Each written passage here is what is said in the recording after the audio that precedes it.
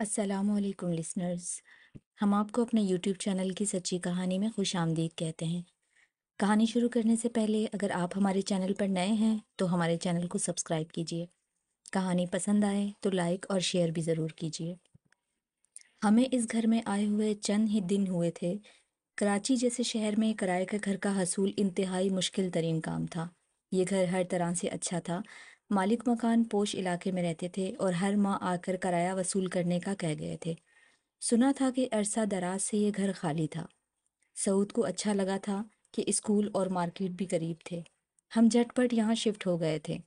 محدود آمدنی کے ساتھ اس مہنگائی کے دور میں اخراجات اور پھر کرایہ افورڈ کرنا آسان نہیں تھا۔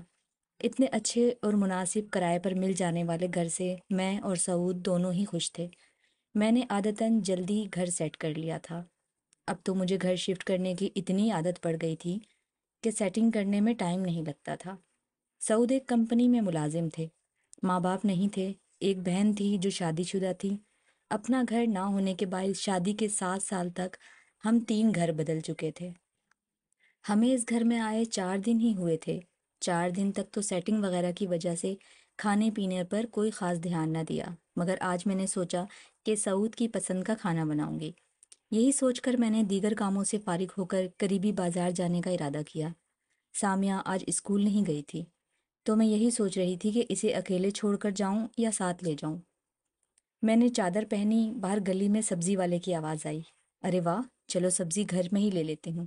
گوشت تو سعود لے آئے تھے۔ یہ سوچ کر میں نے دروازہ کھولا تو سبزی والا گیٹ کے سامنے سے ہی گزر رہا تھا۔ بھائی، مٹر کیا کلو ہیں؟ میرے سوال پر وہ مڑا اور چونک کر مجھے دیکھا، پھر گھر کو غور سے دیکھا۔ کیا ہوا بھیا؟ میں نے حیرانی سے اس سے سوال کیا۔ کچھ نہیں باجی، 100 روپے کلو ہیں، وہ جلدی سے بولا۔ اچھا 1 کلو دے دو، میں نے اس سے کہا۔ مٹر توڑ کر اس نے شاپر میں ڈالے۔ آپ کب آئی جی اس گھر میں؟ اس نے سوال کیا۔ 4-5 دن ہوئے ہیں، کیوں؟ میں نے جواب دے کر سوال کیا۔ اس کا رویہ مشکوک سا تھا۔ مما مما، تبھی سامیہ کی اندر سے چیخنے کی آواز آئی اور میں فوراً اندر کی جانب بھاگی۔ سامیہ اپنی کاپی دکھا کر رونے لگی۔ مما، یہ پھٹ گئی ہے۔ ارے بھائی، اس میں رونے کی کیا بات ہے بھلا؟ کیسے پھٹی؟ میں نے مٹر کا شاپر وہیں رکھ کر اس کے پاس بیٹھتے ہوئے پوچھا۔ کتنی بار آپ سے کہا ہے کہ پیجز زور زور سے مت پلٹایا کرو۔ نہیں مما، میں نے نہیں پھاڑی، اس نے پھاڑی ہے۔ وہ دیوار کی جانب اشارہ کرنے لگی۔ اس نے کس نے بیٹا؟ یہاں تو آپ اور میں ہیں بس، آپ سے پھٹ گیا ہوگا۔ میں نے حیرانی سے اس کی طرف دیکھتے ہوئے کہا۔ نہیں مما، وہ میرے جیسی بچی تھی، اس نے پھاڑی ہے، وہاں سے آئی تھی۔ سامیہ کی بات پر میرے رونگٹے کھڑے ہو گئے۔ وہ کیا کہہ رہی تھی؟ اوہو بیٹا، وہاں کوئی نہیں ہے، چلو باہر آ جاؤ، ہم مٹر چھیلتے ہیں۔ میں نے اسے گود میں اٹھا لیا، لیکن سوچنے پر مجبور ہو گئی کہ سامیہ نے کیا دیکھا تھا۔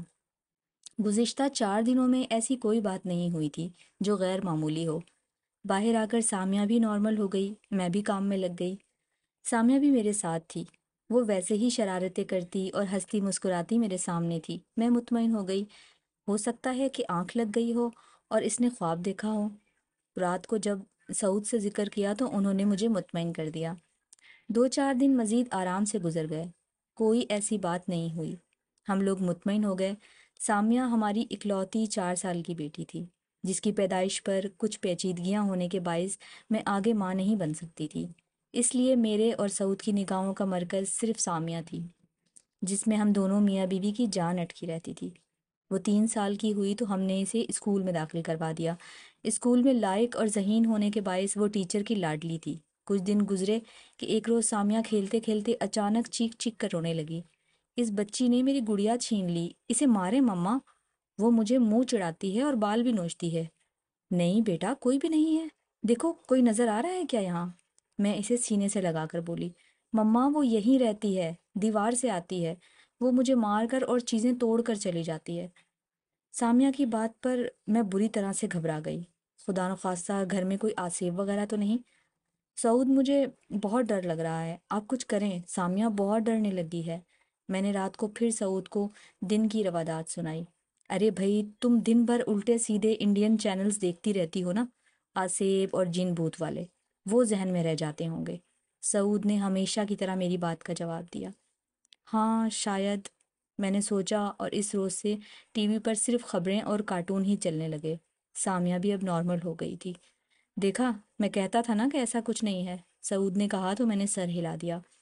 اس روز میں گھر آ کر اکیلی بیٹھی تھی۔ سعود آفس اور سامیہ اسکول میں تھی۔ میں کچن سے فارغ ہو کر کمرے میں آئی تو آتے آتے فریج سے گوشت نکال کر پانی میں رکھ دیا تاکہ کھل جائے تو آ کر بھگاڑ دوں۔ کمرے میں آئی تو حیران رہ گئی کہ الماری کے سارے کپڑے بیڈ پر تھے۔ ارے یہ کیا؟ میں آنکھیں پھاڑ پھاڑ کر دیکھنے لگی۔ ابھی تو سب صاف کر کے بیڈ کی چادر چینج کر کے گئی تھی، الماریاں بھی صاف تھیں۔ پھر میرے بدن میں جھرجھری آ گئی، عجیب سا خوف محسوس ہونے لگا۔ یہ غیر معمولی اور ناقابل یقین بات تھی۔ میں نے آیت الکرسی پڑھتے ہوئے ڈرتے ڈرتے الماری کھولی اور سارے کپڑے ترتیب سے رکھے۔ دل بری طرح دھڑک رہا تھا۔ بیڈ روم سے خوف محسوس ہو رہا تھا۔ میں لاؤنج میں آ گئی، ڈر کے مارے کچھ کام کرنے کا بھی دل نہیں کر رہا تھا۔ بمشکل سے کھانا تیار کیا اور ظہر کی نماز پڑھ کر قرآن پاک پڑھنے لگی۔ جیسے جیسے پڑھتی گئی میرے خوف میں کمی آ گئی۔ سامیہ بھی اسکول سے آ گئی تھی۔ اسکول سے آ کر کھانا کھا کر سو گئی، مگر میں نہیں سو پائی۔ اگلے دن یوں ہی ہوا۔ میں صحن کو دھو کر کمرے میں آئی۔ جب میں واپس صحن میں گئی تو وہاں کچرا اور گندگی ویسے ہی موجود تھی۔ میں نے سعود سے کہہ دیا کہ سعود، اس گھر میں کوئی نہ کوئی مسئلہ ضرور ہے، پلیز کسی عامل کو بلائیں۔ اب مجھے خوف آنے لگا ہے۔ خلاف توقع سعود مان گئے اور دوسرے دن ہی اپنے کسی دوست کے توسط سے کسی صاحب کو لے آئے۔ انہوں نے سارے گھر کا معائنہ کیا اور کہا کہ اس گھر میں جنوں کا قبضہ ہے، اس لیے یہاں کوئی نہیں رہتا، بہتر ہے کہ آپ یہ گھر چھوڑ دیں۔ اف! سعود نے اپنا سر پکڑ لیا۔ چند مہینوں پہلے ہی تو یہاں آئے تھے، اب کہاں جائیں گے؟ لیکن کچھ نہ کچھ کرنا تو تھا۔ میں نے بھی کہہ دیا تھا فوری طور پر یہ گھر چھوڑ دیں۔ مما، کیا ہم یہ گھر چھوڑ دیں گے؟ رات کو سونے سے پہلے سامیہ نے پوچھا۔ ہاں، میں نے مختصر جواب دیا۔ نہیں مما، یہ گھر نہیں چھوڑنا، اب تو وہ میری فرینڈ بن گئی ہے، ہم ساتھ کھیلنے لگے ہیں، وہ اکیلی یہاں رہ جائے گی مما۔ سامیہ کی بات پر میں چونکی۔ بلڈنگ میں سامیہ کی کسی بھی اسی سے دوستی نہیں ہوئی تھی، پھر وہ کس کے بارے میں بات کر رہی تھی؟ سامیہ، کیا فضول باتیں کر رہی ہو؟ سو جاؤ، بہت رات ہو گئی ہے۔ میں نے اس کو لٹا دیا اور کمبل اڑا دیا۔ اس کی بات پر سعود بھی چونکے۔ دوسرے دن سعود نے مالک مکان کو کال کر دی کہ مہینہ ختم ہونے پر ہم لوگ یہ گھر خالی کر دیں گے۔ مجھے بھی اب گھر میں ڈر لگنے لگا تھا۔ سعود نے بھی اوور ٹائم کرنا چھوڑ دیا تھا، اس لیے شام ہونے سے پہلے ہی لوٹ آتے تھے۔ اس روز اچانک سامیہ آدھی رات کو روتے ہوئے اٹھی۔ اسے بہت تیز بخار تھا۔ پلیز ہمیں اسی گھر میں رہنا ہے، یوں لگتا تھا کہ وہ نیند میں بول رہی ہے۔ سامیہ، کیا ہوا بیٹا؟ مگر سامیہ سن نہیں رہی تھی، وہ بس بولے جا رہی تھی۔ مما، الوینا کا کوئی فرینڈ نہیں ہے، کوئی اس سے نہیں کھیلتا، سب اس سے ڈرتے ہیں، سب اس کو چھوڑ جاتے ہیں، وہ اس لیے سب کو مارتی ہے، وہ اکیلی رہ جائے گی، میں نے نہیں جانا۔ وہ آنکھیں بند کر کے ہذیانی انداز میں بولے جا رہی تھی۔ اس کی آواز عجیب سی تھی، وہ میری سامیہ کی آواز نہیں تھی۔ میں اور سعود آنکھیں پھاڑے اس کو دیکھ رہے تھے۔ یہ کیا کہہ رہی تھی؟ کون سی بچی الوینا؟ یہ سب کیا تھا؟ سامیہ، سامیہ بیٹا آنکھیں کھولو۔ میں رونے لگی۔ ہم لوگ سامیہ کو لے کر ہاسپٹل بھاگے۔ اس کو 104 بخار تھا، وہ نیم بے ہوشی کی کیفیت میں تھی۔ اپنی بچی کی یہ حالت دیکھ کر میں بری طرح سے رو رہی تھی۔ 1 گھنٹے میں ہم ہاسپٹل سے واپس آئے۔ دواؤں کے اثر سے وہ بدستور نیم بے ہوشی میں تھی۔ الوینا کو میں نے نہیں چھوڑنا، ہم نہیں جائیں گے، وہ نقاہت سے بڑبڑا رہی تھی۔ یا اللہ، میری بچی پر رحم کر دے، اپنا کرم کر دے میرے مولا۔ میں بے اختیار اسے سینے سے لگا کر پھوٹ پھوٹ کر رو دی۔ سعود باہر لاؤنج میں صوفے پر لیٹے تو ان کی آنکھ لگ گئی۔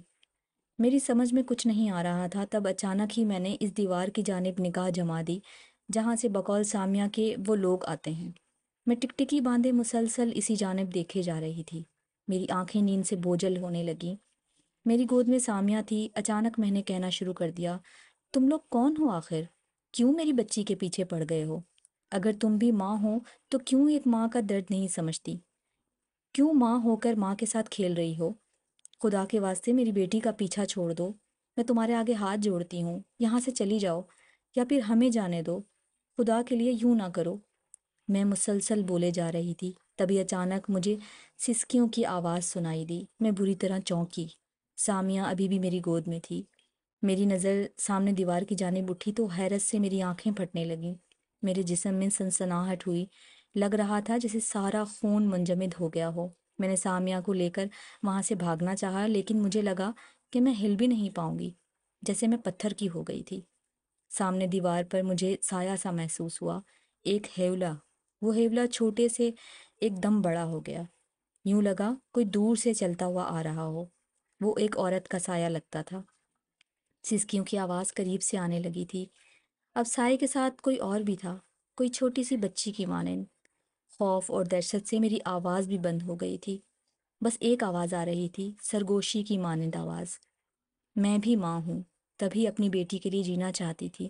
زمانے نے مجھے جینے نہیں دیا۔ اس گھر میں ہم بہت غربت کی زندگی گزار رہے تھے۔ میرا شوہر مجھے مار مار کر جان سے مار دیا، اور میری بیٹی میرے غم میں مر گئی اور خود دوسری شادی کر لی میرے شوہر نے۔ تب سے مجھے نفرت ہو گئی سب سے۔ میں نے ہر آنے والے کا جینا حرام کر دیا اور سب چلے گئے۔ یہ بچی، تمہاری بیٹی، میرے لیے اپنی الوینا جیسی تھی، اسی لیے میں نے خیال کیا۔ دونوں کو ساتھ کھیلتے دیکھ کر مجھے اچھا لگتا تھا، مگر ہمارے ہونے سے اب تمہاری بیٹی کے لیے مسئلے ہو رہے ہیں۔ ہم تمہاری بیٹی کا پیچھا چھوڑ دیں گے، کبھی یہاں نہیں آئیں گے، مگر تم ایک وعدہ کرو مجھ سے۔ 15 فروری کو میری الوینا پیدا ہوئی تھی۔ ہر 15 فروری کو تم ایک جوڑا بنا کر کسی غریب کو دو گی۔ وہ سرگوشی جیسی آواز کم ہوتے ہوتے ختم ہو گئی۔ مجھے لگا وہ سائے چلتے چلتے دروازے کی جانب بڑھے اور غائب ہو گئے۔ میرا جسم پسینے سے شرابور تھا، ایسا لگتا تھا کہ میں نے کوئی بھیانک خواب دیکھا ہو۔ مجھے سمجھ ہی نہیں آ رہا تھا یہ سب کیا تھا، کیا یہ حقیقت تھی؟ اس سے پہلے کہ میں مزید کچھ سوچتی، سامیہ اٹھ کر بیٹھ گئی اور مجھے دیکھ کر مسکرانے لگی۔ میں نے ہاتھ لگا کر اس کا ماتھا چھوا تو بخار کا نام و نشان نہیں تھا۔ میں عجیب کیفیت کا شکار تھی۔ سعود بھی اسی وقت کمرے میں آئے۔ ارے یہ تو بالکل ٹھیک لگ رہی ہے، وہ خوشی سے بولے۔ ہاں یہ ٹھیک ہو گئی، اس نے اپنا وعدہ پورا کیا، مجھے بھی اپنا وعدہ پورا کرنا ہے، میں بڑبڑائی۔ اس واقعے کو کئی سال گزر گئے، ہمیں اس گھر میں کوئی پریشانی نہ ہوئی، ہم سکون سے گھر میں رہے۔ سامیہ کو الوینا نام کی کوئی بچی یاد نہیں۔ سعود بھی اس واقعے کو تقریباً فراموش کر چکے ہیں، مگر میں نہیں بھولی۔ میں آج بھی سب کچھ یاد کرتی ہوں، اور وہ وعدہ بھی جو ایک مری ہوئی ماں نے زندہ ماں سے کیا تھا۔ میں ہر 15 فروری کو جوڑا بنا کر ضرورت مند کو دے آتی ہوں، اور ساتھ میں اس عورت اور اس کی بیٹی کی مغفرت کے لیے دعا بھی کرتی ہوں۔